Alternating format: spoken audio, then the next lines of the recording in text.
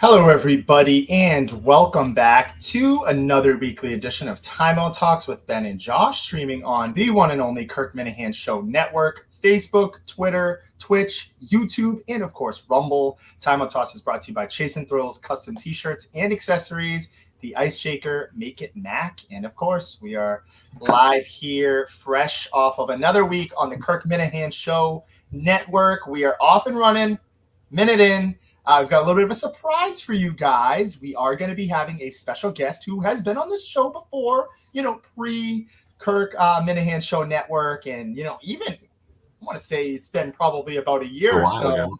A bunch of UFC cards ago. I know that. There was clearly some, retirements since then. But he'll be joining us a little bit later.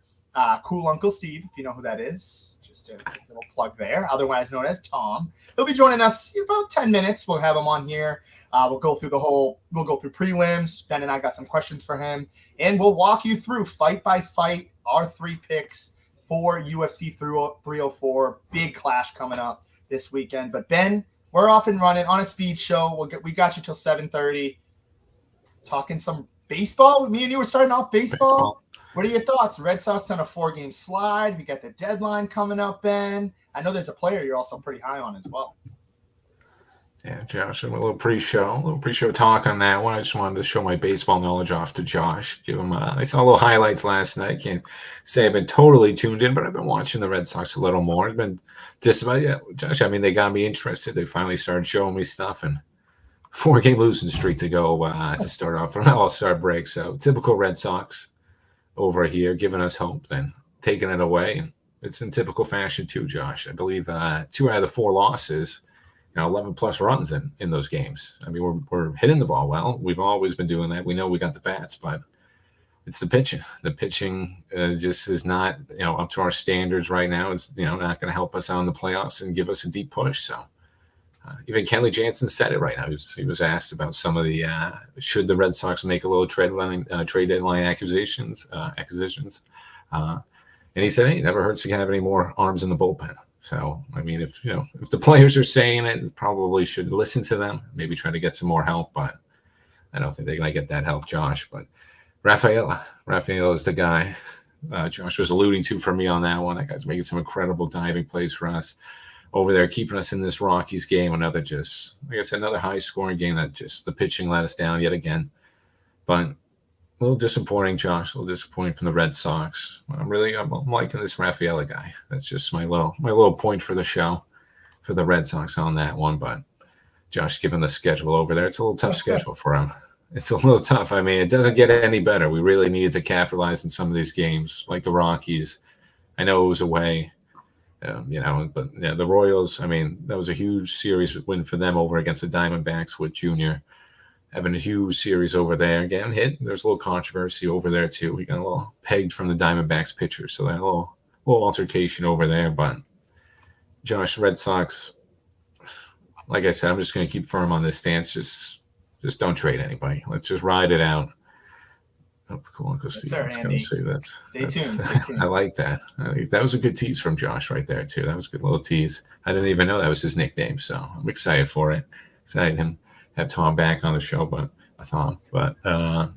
for the Red Sox, just get me to the end of the season, Josh. Let's just ride it out. Let's see what's going on because your guys are surging. The Yankees are surging. Juan Soto's trotting around the baseball field for about 37 seconds. That was kind of crazy. That was the longest one ever that I've seen.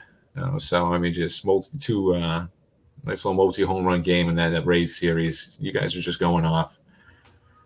Okay, that's a good point. That's why I don't want to do it.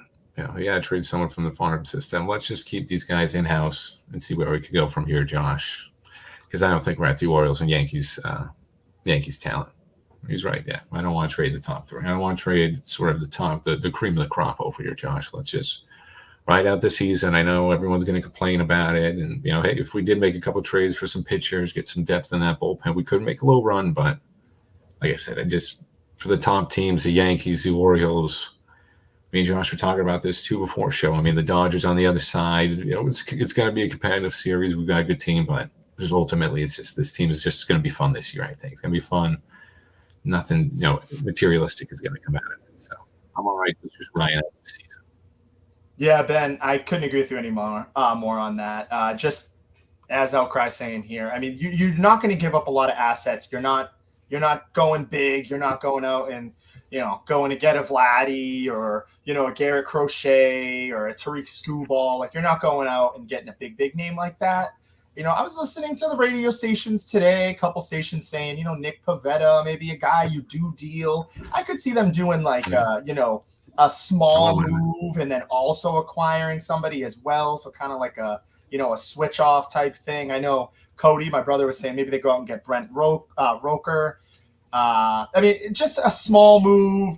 I know they need a little bit of help for the lefties. I don't think that they're selling at all. If anything, they're going to buy low. Nothing crazy. I wouldn't even be surprised if they stand pat. As James said, they're not going to sell. They're not going to move. Interested in seeing what they're doing right now. I mean, they are just outside of that wild card spot. As Ben mentioned, they've got an interesting series against the Yankees coming up. Hopefully they can, kind of win 2 in a row for you Red Sox fans tonight, 8:40. Tomorrow, 3:10, weird game. So if they can win 2 in a row against the Rockies, they feel their confidence against the Yankees. 3 games set at home and then by the Mariners. So got 2 interesting series to kind of figure out where they want to go, which direction they want to go in. And it seems like, Ben, things in baseball, they go up and down, up and down. Now people are saying sell. The radio stations and the media, they should not sell. I agree with James. Keep it where you're going. Just ride out this young talent. See where it gets you. I mean, you're fighting for a wild card spot right now. Why blow things up? So we've got shout out Mudstack. Yeah, shout out Mudstack, Don the Jeweler.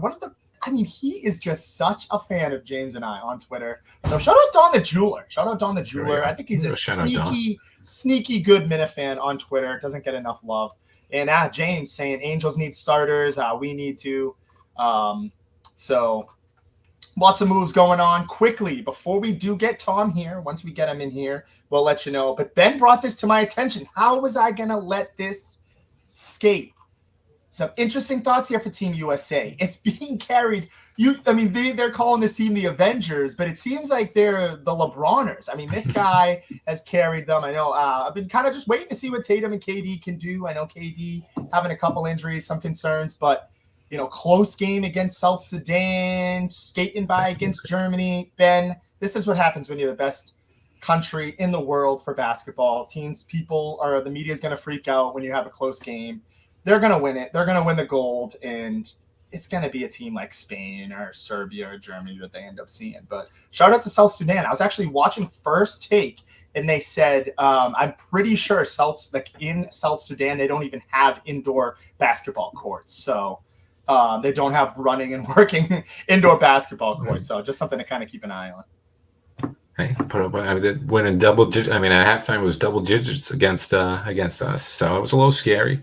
Gotta give our hats off to them on that one, Josh. But like you said, everyone's going to put a little more pressure on them. It's the U.S. They got the gold standard in basketball, but that double digits was a little scary against South Sudan. No offense, but we gotta beat these teams in those exhibition ones when everyone's sort of challenging this team. Did we get these right guys? Obviously, the Derek White, sort of Jaylen Brown controversy.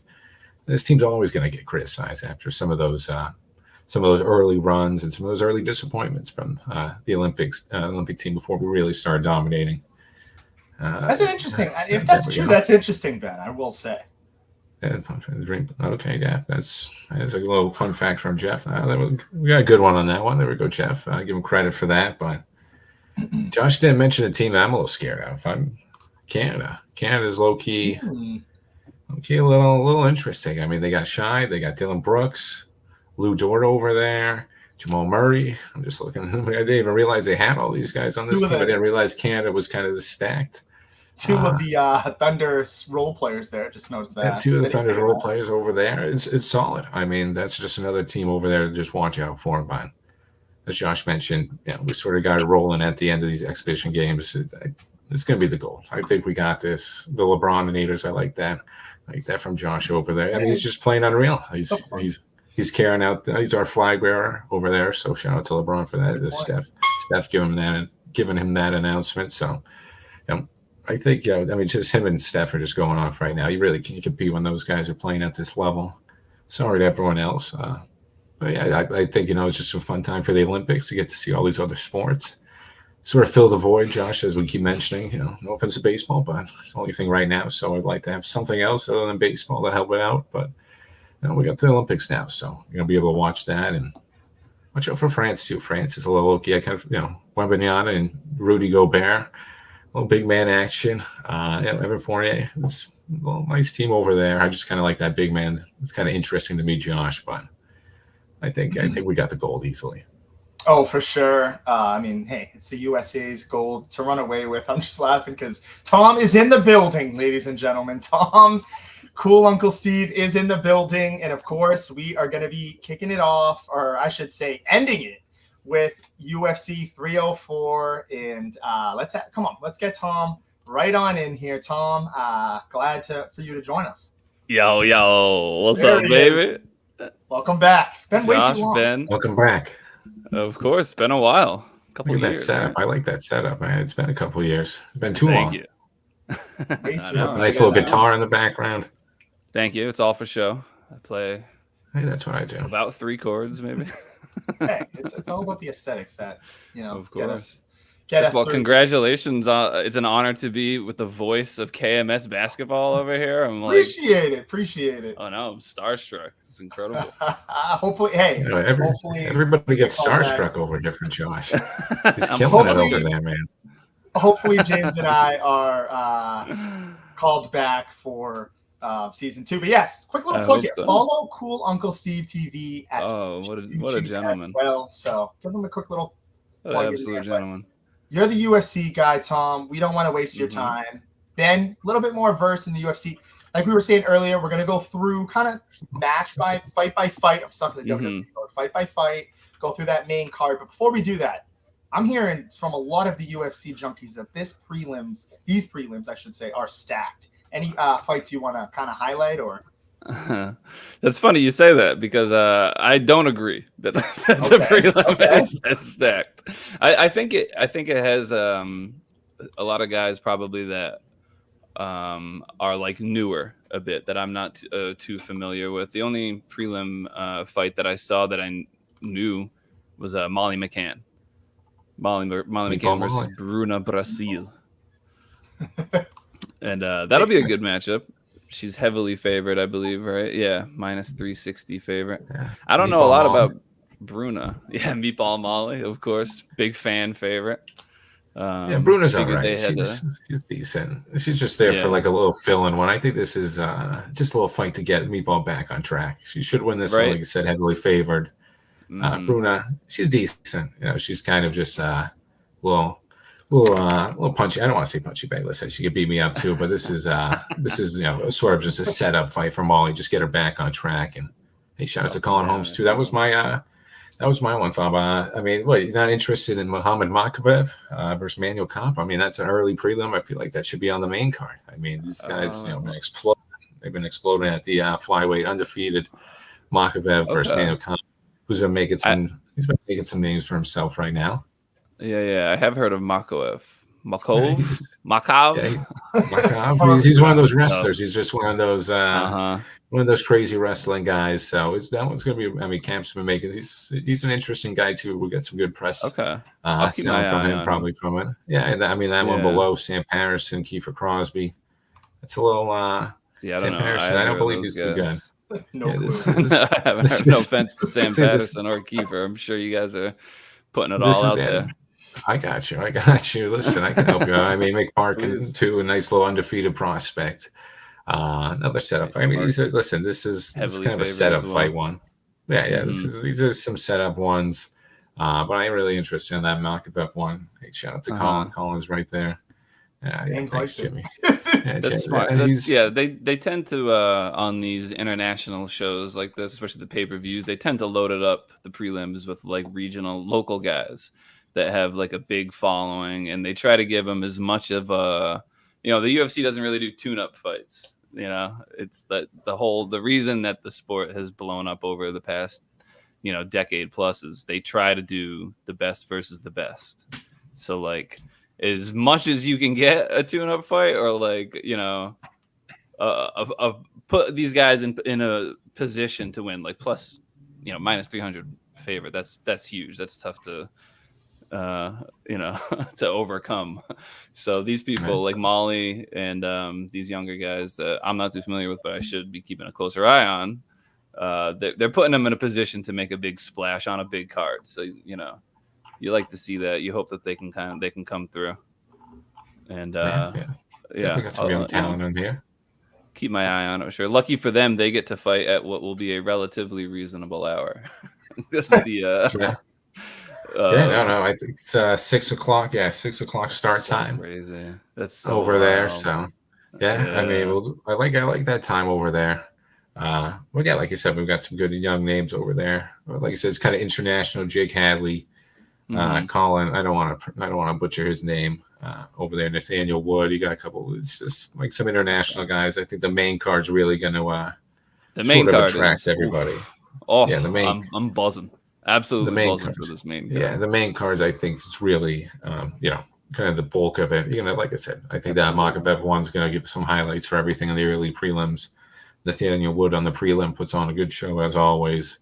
They're really good at doing that, of setting up the final fight of the prelim. Yeah. Dana just be like an absolute banger to be like, all right, fuck, now I gotta spend the money. Yeah, and buy this pay-per-view. So because you watch it the whole time and then you get the good fights and you're like, might as well, screw it, might as well just buy it. They got me hooked for a little.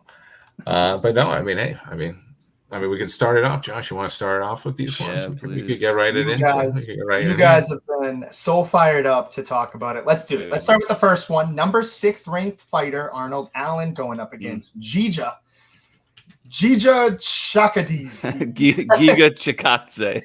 It's a tough one. Giga Chikadze. Giga Chikadze. So clearly I don't know either of these two fighters. Thom, Ben, thoughts? Who do we got in this? Yeah, I mean, I love it. I love the matchup.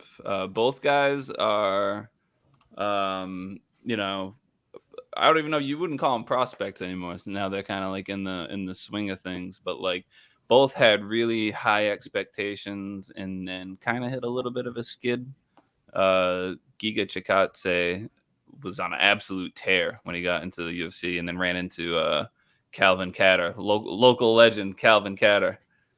And call him Giga Chad for sure. That's right. Like that. But yeah, Calvin just, no disrespect, but he beat the fucking brakes off him for 5 rounds. Just an absolute battering. That was wild. And cool. And it was, it was a surprise. And then he comes back and fights Alex Caceres, which, no disrespect to Bruce Leroy, big fan, but he gave Giga a lot of trouble, and he won a decision, but I was expecting Giga to kind of get him out of there, and Alex kind of hung in there. So we'll see. Giga's coming off the win. If he can build up some momentum from Arnold Allen, who is game as hell. This dude is so well rounded. Giga's like a heavy kicking guy. I think he comes from a kickboxing background, but like super kick focused attack. Arnold Allen, super well-rounded fighter, coming off of the loss to Max Holloway, where he got really kind of outclassed start to finish.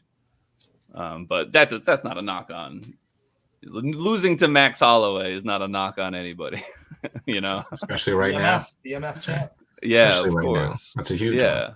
Yeah. So and the fact that he didn't look totally lost against Max, I think was like a good indication. Max put it on him, but Max puts it on a lot of guys, and Arnold was like game the entire time. And then I actually missed his last fight. I was watching a little bit of it though, but the Movsar Evlaev, I think I got that name right. Wrestler. Yeah, I think you got it right. Yeah, better than me. Thank you. It looked like he kind of just got like, it's just what he does really. Evlaev, he's just like a grinder. I don't want to call it lay and pray because I know how disrespectful that is to these guys who work super hard on their craft. But it was a bit of a laying and wishful thinking for the win. Yeah, for sure. So, it's a big moment for Arnold to kind of turn the ship around. I'm big on Arnold. I've always liked him. Good head on his shoulders. He's a funny guy. I'm leaning Allen in this over Giga, probably by decision. I would think. I think both these guys are really good. So it's like, Giga's a bit. He's got that kickboxing background, so he's keen to stay on the outside and kind of like throw these range finders and stuff. And Arnold he'll do that too. So this one I like the matchup, but I feel like it could end up being like kind of like a sparring match almost, where each guys are kind of just like tagging but not really going for it. So we'll see. Good fight. Each other out. I see. Yeah. You lean Allen there, Ben? I am. Yeah, I think it'll be a good fight, but I just think he's got more tools. I think Giga, if it doesn't stay at range, his chance to win goes down a lot. Arnold can kind of fight pretty well everywhere. So Fallon can kind of cut him off, pinch him to the cage, clinch him up, get a takedown. I think he's got a path to victory. Yeah, I'm going to take Allen too. I'm just going to piggyback on everything right there. Jimmy kind of took it all, but yeah, I mean, losing to Evilor, I'm going to keep butchering his name. He's a wrestler. He just got out wrestled. Can't compete with that guy. As he said, lay him pray. We said, well, we don't mean any disrespect, but I mean, he shoots 17 times. There's obviously a strategy going on with that, but got a game plan. Yeah, I think, but as Jimmy and you said, I thought we'll just bounce back for Allen. 2 tough fights, Holloway, Evilor. You got to bounce back in this one. Giga's no joke, but I think he gets to bounce back in this one. Moving on to that second one on the card, finally starting to get it going here. Christian Leroy Duncan versus Gregory Rodriguez. Interesting one here, fellas. Yeah, this is middleweight belt. This is the boring one. Let's just get past this one. I mean, no offense to these guys. Leroy Duncan's a good prospect. Rodriguez, good veteran guy, sort of a gatekeeper at this division. If you gotta get past him to advance your career up here. I'm gonna take Leroy Duncan off the youth. I'm just I like this. I like the edge. 4-inch reach, a little advantage for him. I know Rodriguez is tough veteran, but I think Duncan's going to keep the distance from him. I think he's going to win by decision. Just pad those stats and grind out a decision win. Like I said, probably the most boring fight on the card. That's just going to be my prediction. So if you don't want to tune into this one, you got Paddy the Batty and King Green next. So trust me, you want to watch that one. That's interesting because I am actually very excited. No, he's excited for this one. Wow, I love Gregory Rodriguez. Yeah, he's a vet. RoboCop. This guy has never been in a boring fight in his entire life.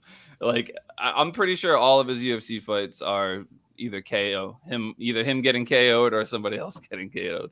Maybe early on he had a couple decisions, but this guy is just like blood and guts to the bone. I hadn't even really I knew about him, but I never really watched a lot of his fights. I can't remember who it was, but it was a couple years back, and he just got his forehead split open in the first minute. One of the nastiest cuts I've ever seen.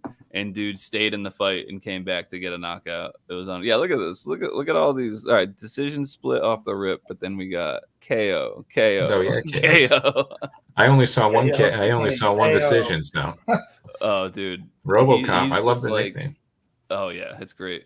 It's and he lives up to it. Just bloody, just an absolute bloodbath every time he fights. So it's not the prettiest fight you'll see. He's not super technical. That being said, you gotta generally lean towards youth in these situations. Rodriguez, I don't think he's that old. To be fair, I don't think he's that much older.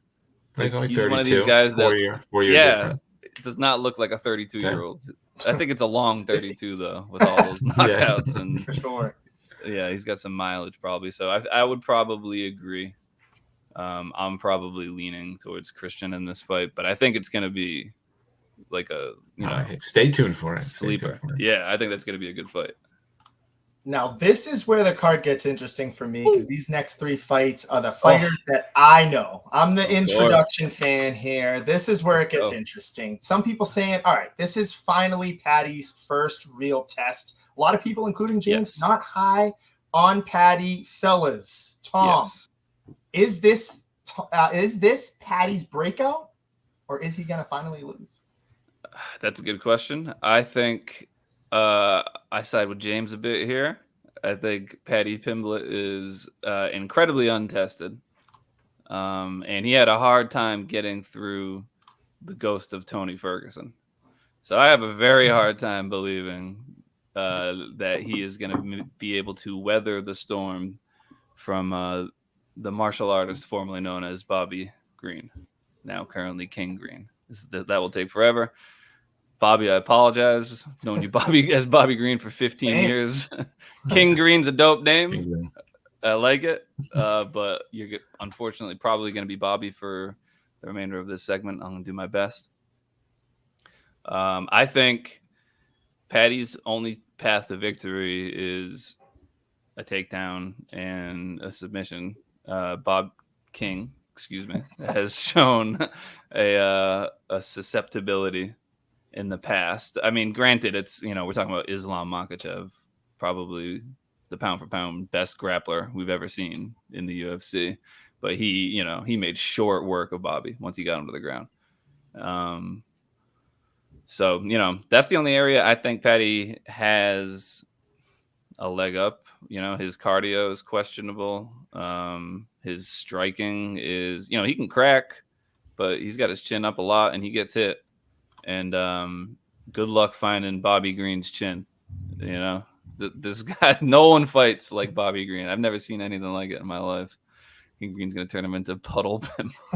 People just, maybe the hype is down on Paddy. I'm agreeing with that. It would be hard not to be after the Tony Ferguson performance. He gassed out and around, and no disrespect to Tony, but he has been incredibly lackluster his last couple of fights. He looked good against Michael Chandler for a round, but that was the last round that I think Tony's really kind of looked good in, sadly. Because I'm a huge Tony fan. Guy's entertaining as hell. Did a lot to build the sport. And, it sucks to see these guys get old and go out on their shield. He just needs to stop. Yeah, he just needs to stop. No offense. Like and I never want to tell a fighter to stop, too, because, that's their livelihood. And it's what they know, But I can't see Paddy. I mean, I haven't seen enough of Paddy's wrestling to be able to get in on Bobby's hips and get him down, because Bobby Green's takedown defense and his striking defense is good. It's just once he gets to the ground, he's a little bit, he could be susceptible to giving up his back and getting choked out. So I'm leaning towards Bobby, probably by decision, just because I can see the crowd kind of willing Paddy to his feet to survive if he gets into trouble a couple times. But if you're looking for, a nice prop bet or to parlay something, I could see Paddy sneaking in a submission at some point. If there's a scramble, Bobby gets off balance, he jumps on his back. If he gets on Bobby's back, Paddy's jiu-jitsu is good. Everything else is suspect, I think, but the kid's ground game is legit. So you can hate on his fucking weird hair and the stupid shit he says and him ballooning up and down, but it's true. This dude can grapple. So we'll see. Colin Holmes not a fan either. Yeah, Ben, what do we got here? Colin's going at it.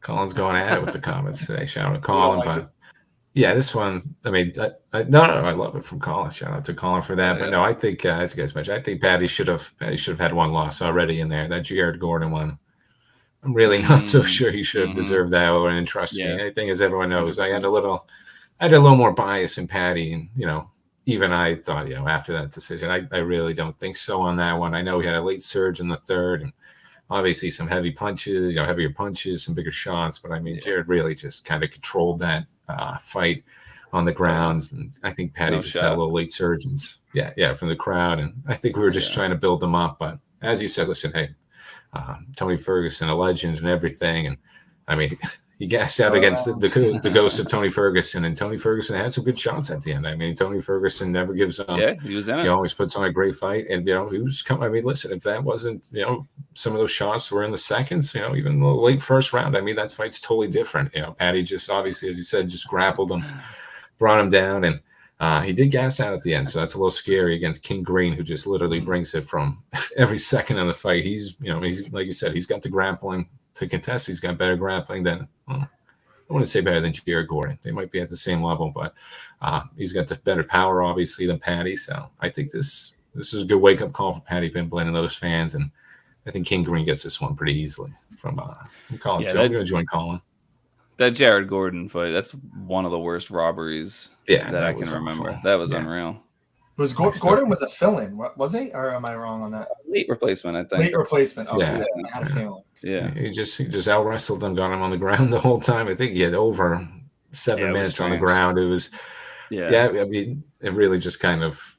I think that was in the UK too, right? Little home cooking. I think it was that meatball. Yeah, it was so there was a little one over there. I think it was him and Meatball Molly had a couple matchups they were hyped up for, and like you said in the UK, so a little biased there. Hey, we never go out the UFC judges.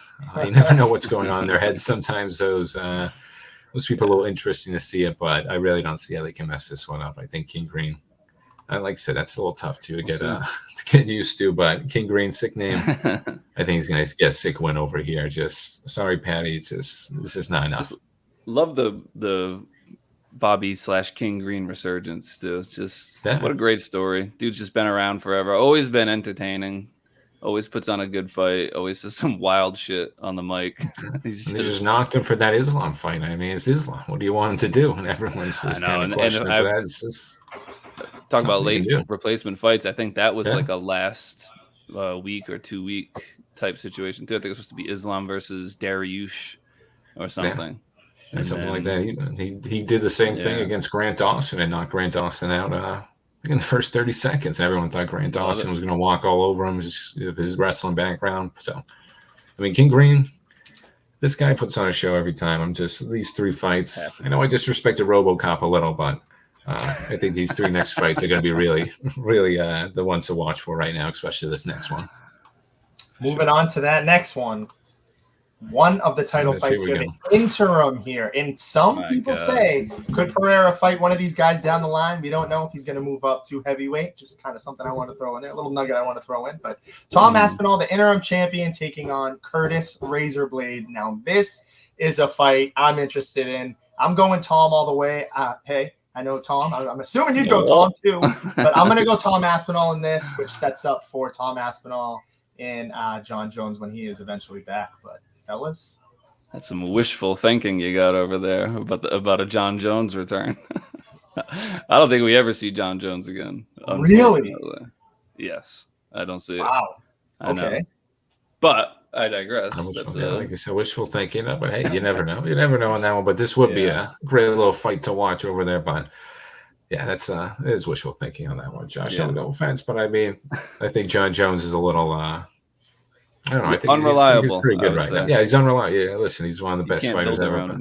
That's a good point. I like that word right there. Unreliable. I mean, we got so hyped up for this fight, and then it just falls through. It's just it's been countless times with him in this, and. For sure. He's one of the greatest fighters ever, if not the greatest, but just the consistency and easily the greatest fighter ever, but just also like it's crazy to be the greatest fighter ever and also be the greatest what if story ever at the same time. It makes no sense. Like he already is the best. Now imagine if he didn't throw away like a decade of his career off of like stupid decisions. That's true. It's unreal. But anyway, for this fight, excuse me, my dog is the dog and the cat. I feel like you got to lean Aspinall. They were matched up before, but the fight didn't even really happen, right? Like Thom just kind of blew his knee out, and that was the end of it. And Thom Aspinall surging right now. You look at the strength of schedule, and Curtis has fought killers, and he's only lost to the best, right? Like, was it like Ngannou, Derek Lewis, And who was the guy recently? I can't remember. Right here? Pavlovich? Yes, Pavlovich. No shame in any of those losses. All those guys are studs. But I just don't. I think Thom Aspinall's, got the potential to be the greatest heavyweight of all time. Dude's so well-rounded. His just athletic, crazy fast hands, crazy accurate. That the fight with Pavlovich was unreal. Talk again about short notice fights. He does that on 2 weeks notice, just a quick little pop, and now you're the champ. Unbelievable. So I don't know. The only reason I would maybe I don't want to say give Curtis a chance. It's heavyweight. These guys always have a chance, but we haven't really seen Thom Aspinall's wrestling, particularly his defensive wrestling. He's got a good double leg, he got the takedown on Alexander Volkov and, worked that into the straight arm bar, which is nice. So his jiu-jitsu seems pretty top notch, especially for heavyweight, where a lot of these guys aren't grappling experts per se. But I can't remember really. My dogs humping each other in the back. I thought it was two cats at first. No, that's awesome. That's great. That's a he didn't have to really work hard to get those takedowns, and he didn't have to work hard defending any takedowns that I remember in his career. Oh yeah, they're the best buds over here. So Curtis, if he tries to stand on the outside with Aspinall, that would be kind of crazy. I feel like if he can, similar to Arnold Allen versus Giga, if he can kind of cut the cage, corral him up onto the fence, and really kind of wear him down, that's where I could see him kind of making it happen, kind of making it a dirty fight, making it sloppy.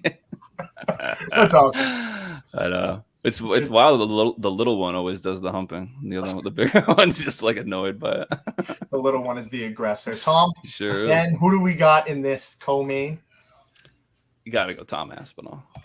Bet the house. Yeah. Bet the farm on Aspinall. Yeah, I'm going to go Thom Aspinall. I was just looking up. I know some of the comments were asking how many times has John Jones pulled out. I got 2 times. 2 times he's pulled out a fight in his career, but we're more so going on some of the off the field issues. His arrests, injuries. He gets pulled out before the date gets set. Exactly. Yeah. So I mean, the comments, right? Hey, how is he reliable? He's only technically been out of two fights, pulled out of 2 fights, but there it is. There it is, right there. He's had a lot. He's had a lot of injuries, a lot of off the field. A lot of time off. Yeah, a lot of time off the field issues. To put it generously. Yeah, exactly. We don't want to kill the guy. We're not trying to kill him and everything. For sure. He's obviously been through some stuff. I think he's a good guy ultimately, but he's been through some tough times over there. So that's why we're talking about some of the off the field stuff for him, and tough injuries for him as well. But 1 fight in the last 4 years. Yeah, it's just for UFC, you gotta. I mean, Pereira's putting a fight out every couple months, so it's just the nature of the business. You got to be out there to get the attention. Lately? Yeah, exactly. Sure. It sucks to say, but exactly.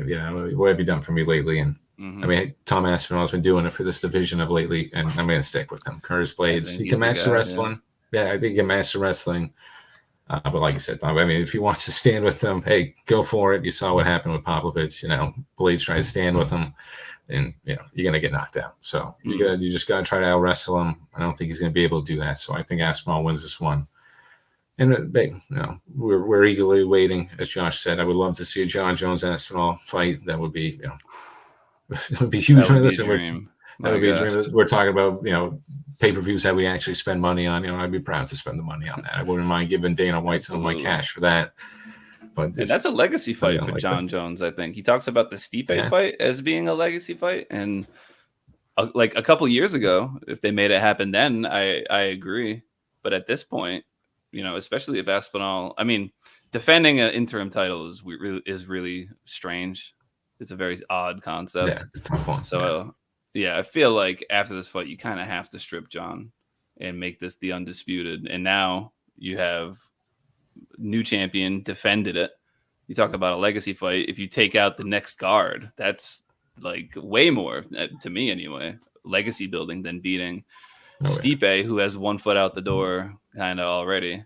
Granted, Stipe is the heavyweight GOAT, but that was again about 4 years. He's a firefighter now. Yeah, he's a firefighter now. He's doing his thing, and like you said, the Stipe fight be cool to watch, but you're really only going to give him so much for that one. Stipe is, and I wouldn't even count Stipe out, because I still think Stipe could get it done. He's still dangerous. He's still one of the best fighters ever. But like, I think in the eyes of most fans, they would probably rate a Thom Aspinall win higher than a Stipe win at this point. So yeah, definitely. Yeah, I just hope it happens. That's the fight. I hope they make that fight happen. It'll be so good. Yeah. Give us Aspinall across the board, Josh. Oh yeah, easy. I think you muted Josh. You muted Josh. There we go. Rookie mistake. Hey, we got some interesting. We got some interesting comments there. Just gonna skip past, but here we go. Main event. Give you guys some extra time here tonight on this show, but this is the match. This is pretty much the full card. This is all the money's worth here. Leon Edwards versus Belal Muhammad. This is the second time these guys are fighting. Leon, the champ. Fellas, what do we think? Very, very diverse weight class. This is a tough one. This is a tough one. Mm-hmm. Give me Muhammad. Give me an upset, Josh. Wow, really? Pound the arm. Damn. This guy's been getting disrespected for so many fights, getting passed up for all these title fights, and he just keeps showing out. I mean, he keeps showing out, putting on, just being killed with burns. Sean Brady was this next big thing. He KO'd him in the second round easily. Vicente Luque beat him down. It's every test the UFC's been putting out for him, be Wonder Boy. It's just he's been answering everything that Dana White's been asking. He's just been he's just been overlooked. He's not obviously. Listen, UFC's all about the marketing and everything.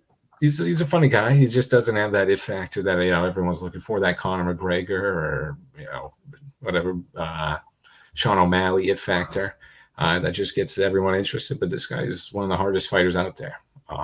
He's going to put on a show and he's going to give it everything he got. One of the best, just stand-up guys too. I think he'll be able to stand up with Leon Edwards. He's got good grappling. He'll be able to counter some of that. So I don't know. I just felt like, going Leon Edwards across the board. I want to be a little interesting. I wanted this guy. This guy's motivated. I mean, in the UFC, you got to definitely count that as a factor. And this guy, like I say, has been overlooked so many times. Finally getting his shot right now. Last one. Listen. I won't admit. I'll admit it. I don't really remember this last one. I know he said it was number 2. I'm a little more advanced than Josh in the UFC, but I'm still gaining sort of traction in it. They love the dogs over there. So. I'm surprised to read that. It's usually the black dog. No one's paying any more attention. No one's paying any more attention. We got the dogs. Might as well just keep the dogs every show. Set up these guys. They get more attracted. They get more attention than us. We'll start building some betting lines. Yeah, give us some betting lines. We'll go from there. I liked what you said there about Bilal being funny, because I think he's low key like one of the funniest guys in the UFC. It's just like it's very dry and it's these little like Twitter fucking barbs and stuff. But he's funny as hell, man, and a very good fighter. The Sean Brady fight, particularly, that was surprising. I was not expecting that level of striking increase from him, because that has sort of been, we kind of shit on a couple of guys earlier, like of Live for being like lay and pray. That was kind of Bilal's style for a bit. It was kind of the knock on him. And then he comes out in that Sean Brady fight, just like sitting on his punches and like really just like straight 1-2s down the middle. It was nice. So I love the matchup, but I just, I gotta go Leon just because as much as I like Belal, like I don't know what he does better than Kamaru Usman, who Leon Edwards just like dismantled. I mean, I wouldn't say dismantled. He did in the third fight in the the first or second, the first title defense, obviously, Usman was kind of having his way with him, and then he landed the most amazing walk-off head kick knockout of all time. That was unbelievable. But then, for whatever reason, that leveled him up a bunch, or I guess maybe it took some away from Usman's confidence, because he looked incredible. Leon looked incredible in their third fight. Like, Usman just could not get anything going, couldn't get in on him. So, and granted, Bilal and Usman have a very different wrestling style. Like, I know Bilal's been training with Khabib and the Dagestanis for a while, so it'll be interesting to see, what kind of grappling approach he comes out with. He's obviously going to try to grapple, I would think. I don't think he's going to stand there and try to piece him up like he did with Sean Brady. So it'll be interesting to see if he kind of gets the Dagestani wrestling style going of heavy body lock passing, locking up the legs, constantly punching as you're passing and kind of wearing these guys down. So, oddly enough, I think I could see a ground and pound TKO victory from Bilal. Otherwise, wow. I would go decision Leon Edwards. I like that. I'm telling you, this is going to be an interesting fight, Josh. Yeah. Interesting fight, but I'm sticking. Just give me Bilal. Give me Bilal. Clip it. Do whatever. The upset. The stadium would go there's nuts. There's always one upset in the main events. You take it between the co and the main. Don't think it's going to be Blades, so I'm taking Bilal. I think he wants. You're predicting a lot of tired, drunk Englishmen screaming at 6 in the morning. They're not going to be too happy. They're not going to be too happy over there. But hey, they were the original enemies. We don't need to be friends with them. So I'll take it. But now Bilal, I mean, like I said, Bilal, low key, kind of funny guy. UFC, they just want the sort of upfront funny. They're not the dry sense of humor. You just gotta be sort of just for the main audience, the main attraction. And they're not going to get that with either guy in this fight. These guys, they keep their head down. They're all about the business. Yeah. That's why I love this fight. I mean, hey, no knock on Leon Edwards. Just trying to be different. But I thought that was a great point from you, Thom, on that one too. I was sleeping on the couch right there. I thought Usman was going to decision win on that fight. I was sleeping on the couch. I said, all right, this was a pretty boring fight. Then somebody says, oh my God, just knocked him out. And I think, when you get knocked out that one time, it kind of just cracked Usman. They say, when you finally get knocked out for the first time, kind of brings you down a little. Kind of like sort of with Marlon Vera, kind of sort of saw him when he first got cracked, kind of go down a little. And I think it was just kind of talked about that too. Again, sorry to cut you off. He talked about that with the Chimaev fight, how after getting knocked out and the Leon stuff, he was a little gun shy for the first 2 rounds, and then that's why in the third one third round he really came alive and kind of if there were 2 more rounds, who knows how that fight goes. It looked like Usman was kind of controlling the pace, but if you do that stuff, you could say if it was 2 more rounds, Chimaev trains harder, and then who knows how that plays out. So exactly, yeah. Either way, great card. I don't know what Colin's saying about the time difference. I don't know if he thinks it's England. I don't think it's. I don't know what he's saying about the 6 a.m. He's talking about 6 a.m. start time. I don't think it's 6 a.m. Oh, is it for them? For them, yeah. For them, okay. In the middle That's of kind of crazy. Yeah, it's unreal. That's kind of crazy. I know they're making them all fight. I think the main card starts at 4 a.m. for them, so that we could have a nice 7 p.m., 8 p.m. over here in the States. I appreciate it. Thank you, guys. Thanks, Dan. Yep, that's in Manchester, UK. Sorry, Colin. We've got an interesting little card here. We went over the time here for the show as we had Thom. Got to tighten it up for the future. That's all right. This guy over here. That's all right. That's okay. Got a couple comments here before we send you off in running here. Aaron with a comment here. Before the end of the show, we need the odds of a Tommy Kitchen comeback to New England. Where are the odds? Plus, minus? Probably, I would say 80%, most likely. Wow, 80%. Yeah. So looking in the at next, a 2 years minus 350. Or so. Oh, no. Next 2 years. Okay. Hey, give me a window. Shit. Aaron here, maybe a little no doubt performance on that piano and the vocals. What the people want from Thom. I'll learn how to play that on the piano for UFC 305. How about that? Oh, that'd be great. That would be great. Thom, thank you for joining us. We went over schedule, but hey, that's all right. Glad to have you here. Nothing's going on. For sure. We'll have you on soon. Maybe we'll have you on for 305. Maybe we'll keep this going a little bit. Yeah, I'd love to. But yeah, hopefully it's a great card, fellas. Of course. Thom, again, thank you for joining. Appreciate guys, it. don't forget to follow Cool Uncle Steve at Twitch and on YouTube. Get that when's your next stream? Can you give some of the streamers? Probably somewhere randomly and completely unscheduled. I know that doesn't work towards building an audience, but that's all right. That's what we keep them on edge. Here. Yeah, exactly. On edge. We'll send you off, Thom. Sigma. I don't know what that means, but appreciate that. I can tell. I was about to say I was a little confused on that too. All right, Thom. Thank you for joining. Of course. Appreciate you, brother. Alrighty, Thom himself, Cool Uncle Steve TV. He's done some work at Nesson. Worked at Nesson. Had a UFC. I'm pretty sure a show or did a couple episodes for Nesson. So this guy knows what he's talking about when it comes to UFC. Just a quick little shout out there for Cool Uncle Steve, aka Thom, or vice versa, whatever you know him as. He streams. He's playing a lot of Call of Duty. So if you want to catch him after hours there streaming, check him out on the bottom there. We are over schedule, but that's great. Hey, we had a great show.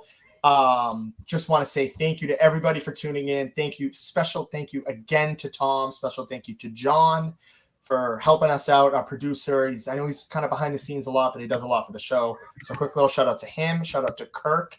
Shout out Justin. Shout out Coleman as well. I know he's under fire right now, but shout out my producers over there holding it down. Not my producers, Kirk's producers, but hey. I'm a fan of the show. I am in any way part of the show. They're my guys too. I ride for them. So shout out to them for helping us through everything. Shout out to Kirk. As always, I'm going to leave it over to Ben. But hey, I just want to say, Ben, I'm building on this UFC stuff. I just want to see Pereira move up to the heavyweight and take another belt. That's what I'm going to leave it on right there. But I'll leave it with that, and I'm going to leave it with this. Paddy Pimblett takes his first loss. I love it, Josh. I love it there. I appreciate Thom for sticking around, just killing it over there. You can tell he's a real UFC guy over there. So definitely want to have him on for 305. Appreciate John, too, for always killing and giving us a little cool promo thing. So right here underneath, go follow Cool Uncle Steve at Twitch and YouTube. Appreciate all that. Hey, Red Sox, don't make any trades, Josh. Let's just keep it right out the season. I'll end on this.